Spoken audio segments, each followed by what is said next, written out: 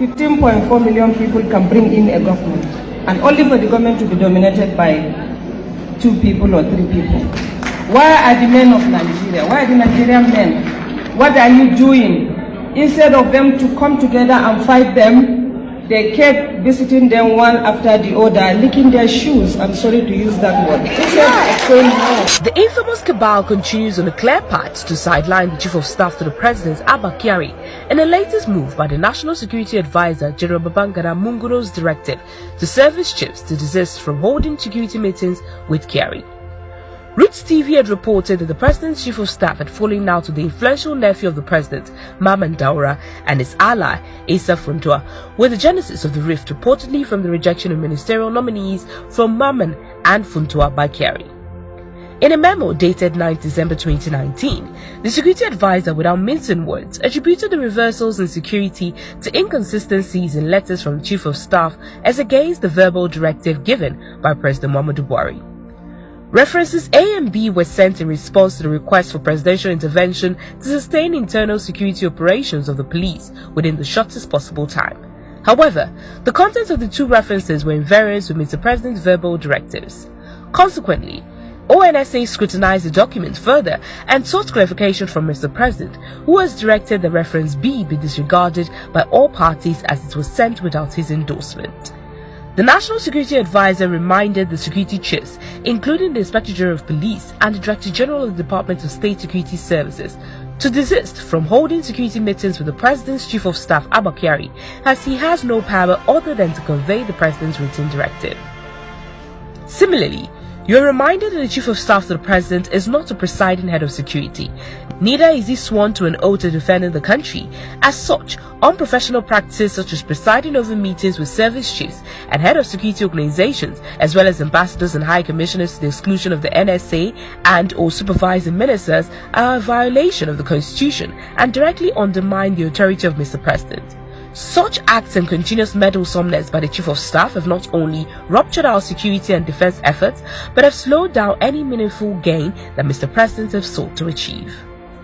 The letter was written with clear approval from the President when Munguno warned that, pursuant to the foregoing, you are by this letter directed to desist from these illegal acts that serve nothing but the continuous undermining of our national security framework. Any breach of this directive would attract the displeasure of Mr. President. Our votes were 15-point-something million last election, and after that only for us to be dominated by 2 people. That hinders a collective teamwork that we have started, which is totally unacceptable. Wannan ya nuna demokradiyya ta kenan, wato kowa ma na iya faɗin abin da ya ga dama, amma ai magana daban su faɗi abin da kabar din suka zo suka shirya suka tilasta ni nayi su faɗi abu ɗaya.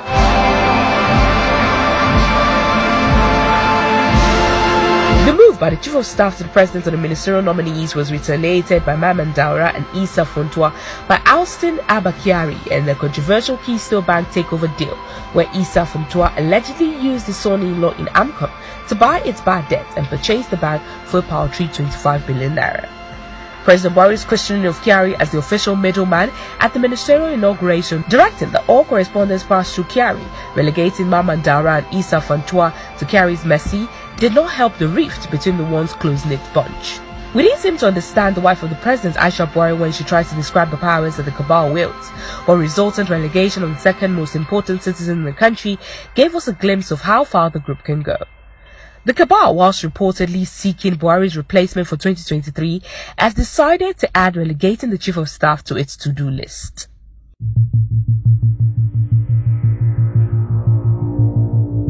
While the cabal is kept busy in its politicking, the nation has been at the mercy of Boko Haram, herdsmen militia, bandits and kidnappers alike. On a daily basis, destinies are cut short and loved ones are left to mourn as the country is overtaken by insecurity.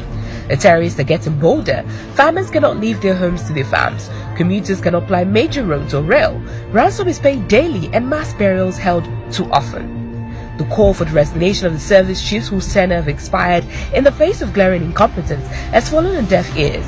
Rather, what we see is the National Security Advisor dishing out directives and, like its Commander-in-Chief, apportioning blames where they have failed. Human rights lawyer Femi Falana has revealed that he'll be taking the president to court to prevent him from extending the tenure of the security chiefs who should have retired. While Nigerians die daily, the National Security Advisor Babangida Munguno and the Chief of Army Staff Tuku Buratai continue in an embarrassing feud. Recent reports have suggested that a crisis between the two top security chiefs heightened when the army chief allegedly removed senior army officers from the office of the NSA without sending replacements. The NSA, who has not been formally reinstated, just like any other political appointees of the president since his second term, is also reported to be at loggerheads with other security chiefs.